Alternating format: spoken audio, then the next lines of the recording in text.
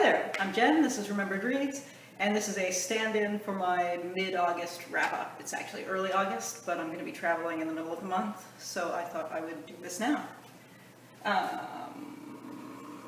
Let's look at some books. The first one is actually a book that I read last month and forgot to include in my review. It is called SkateFate by Juan Felipe Herrera, and it is called a novel in verse, but it's really poetry that was written in character. And I make that distinction because if I hadn't read the jacket description, I would have no idea what this was actually about. To describe it as not being plot-driven or character-driven is to miss the point. It's interesting. I had no idea how to really review it or rate it because it's so different from what you normally see. But it was interesting, and this is one of those $1 book outlet books that I just took a chance on, and I'd never seen anything quite like that before. I've seen a number of novels in verse, but there's usually more meat to the poetry, whereas this was very much, yeah, poetry and character. I don't even have another way to describe that. Next up, Midnighter Volume 1, out. Now, this I actually read the individual issues as they were coming out, and I just bought the trade and reread it, and this was, I would say, is probably one of my favorite mainstream superhero comics of the past 10 years, maybe second to Paul Cornell's Rudiments of Wisdom and then Captain Britain and MI-13, those two series. So, I mean, definitely my favorite of the past 5 years. It was fantastic. I was so disappointed that this didn't get to continue beyond issue 12.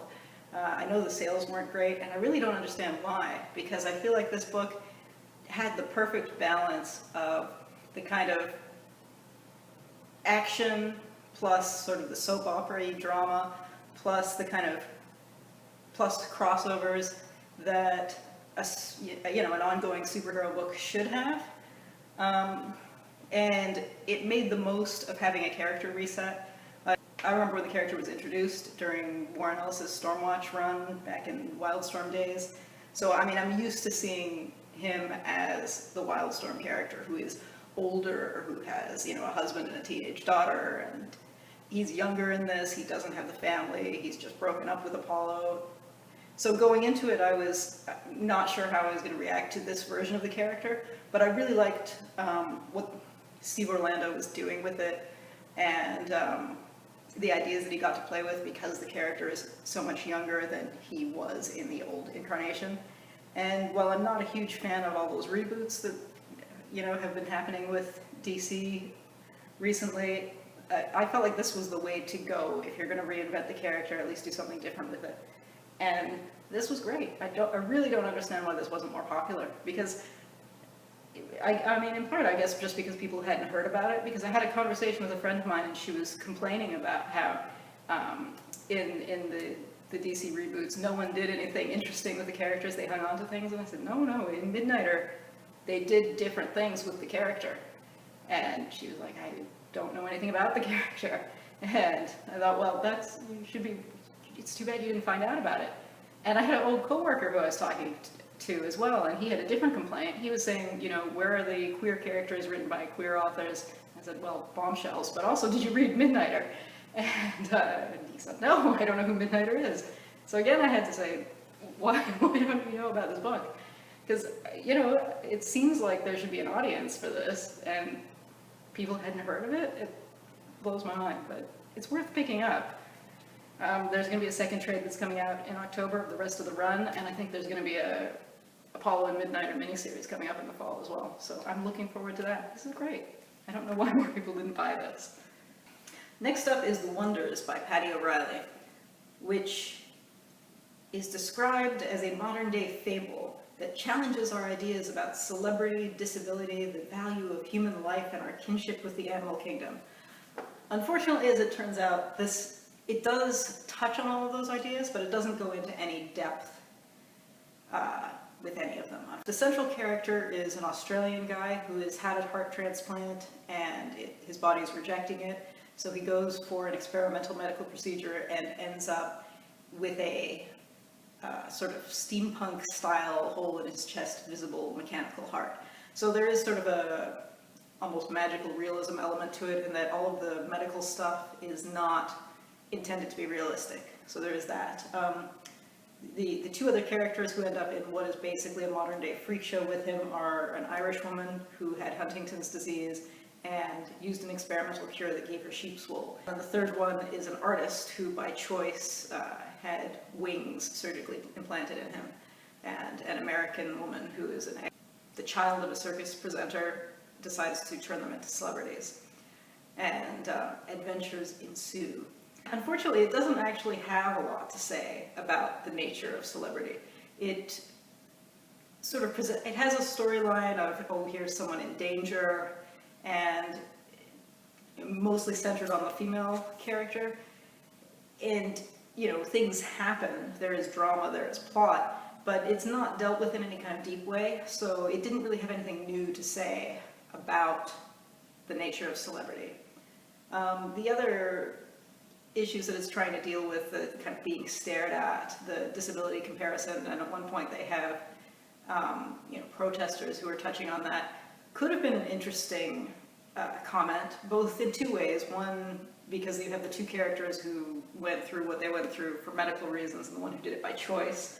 And you almost expect something like, you know, in Deus Ex Human Revolution, where Adam Jensen is, you know, saying his gravelly voice, I didn't ask for this, when, you know, other people are being augmented and, you know, by choice versus, you know, by medical necessity. But it doesn't, this book doesn't go there. It doesn't really touch on that beyond one or two mentions where one of the characters will say casually, you're the only one who chose this. And it doesn't explore that. You know, if you want an exploration of that, maybe you should play the Deus Ex games, because it's not in this book. It also, you know, tries to comment on in a more general way on disability, when it has protesters with what I guess people would think of as more standard physical differences. And I mean, there are interesting conversations that could be had about that, and you see that a little bit. I've seen some conversations about like advertising for the Paralympics, which are starting in a couple days. So you see athletes in racing wheelchairs and with sports-specific prosthetics, but you don't see a lot of the like the bocce or, you know, that kind of sport. And, you know, there could be commentary there about what makes people comfortable versus uncomfortable. But again, the book doesn't do anything other than note that that's there. And it strikes some notes that I didn't think were realistic, which, because it's got that magical realism going on, it doesn't need to be realistic, but it needs to be believable, and it really wasn't. So, I mean, I loved the concept, and I was really hoping that this was going to go interesting places with it, but it just said, here you go, here's something that could happen, and didn't explore anything with any depth. So, yeah. This is going to tie into the next book that I talk about as well, but I'll start with this. This is Accidents of Nature by Harriet McBryde Johnson. Who passed away a few years ago, a lawyer from the South. She had some form of muscular dystrophy, and she was really involved in protests against the Muscular Dystrophy Association telethon, and she was also the one who did those articles where she had dinner with Peter Singer after he was making his eugenics comments, and she had a memoir that came out before she died, obviously, called Too Late to Die Young, that I remember reading a number of years ago, and having read that, you can recognize the character in here that is her. This is a book about teenagers in 1970 who were at a sort of charity-run cross-disability summer camp. And it's a summer camp story. It's a YA book, and it's very much set in the time and in the South, and it's not an after-school special kind of portrayal of disabled characters. And I know some people prefer the phrasing of characters with disabilities, but this is definitely by an author and with characters who use the identity language rather than that person-first language. So that's an intentional phrasing when I'm talking about this. So it's about a character with CP, and she's enjoying her summer before she goes off to, you know, her adult life, because she's 17. And she meets up with this girl who's very Marxist and a rebel and whatever, who is a girl with also specific muscular dystrophy, who's her roommate in the cabin, who's clearly the author's stand-in. And, you know, they have adventures and they try to, you know, have a revolution in the summer camp. It's an interesting story. I mean, it's not a super interesting story, but it's nice to see in the sense that it's not necessarily the kind of characters that you see every day in this style of book. And it sort of ties into what I was saying about the Wonders. This is about characters who are disabled enough for bocce. So that's, and you don't see that often. So good for that. It's not a great story, but I think it is great that it exists. And I mean, it's well enough written. It sort of does the thing where it hints at bigger issues, because it is 1970 and it is the South.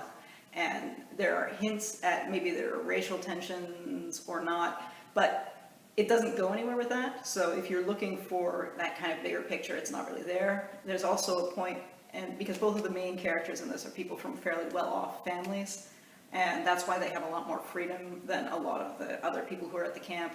And there are references to people at the camp who are, when they go home, they're going home to an institutional environment. And at one point late in the book, the main character is wondering what their lives were like, that she didn't really get to know any of those people. But it doesn't really explore that. So, I mean, that's, maybe it was a missed opportunity, but at the same time, you can't expect it to be everything for everyone. So I thought this was, you know, a quality addition to this kind of genre.